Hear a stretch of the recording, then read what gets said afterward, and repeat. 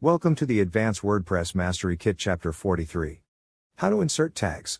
In this video tutorial, we are going to take a look at how to insert tags, step by step. So let's get started. So from your WordPress dashboard, go to Posts and select Tags from here. Now to add a new tag, first enter its name and click on Add New Tag button. So now it is added in the list and you can view it from here. Or select All Posts from Posts. From here choose the posts you want to add tag.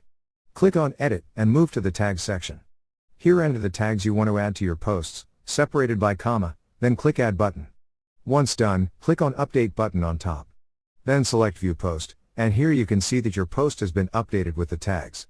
Now again go to All Posts and from here select Quick Edit. Here also you have Tags section to add tags. Once done, again click on Update button and tags will be added to your posts. So this is how you can insert tags. Thank you for watching. Please proceed to Chapter 44. How to create categories.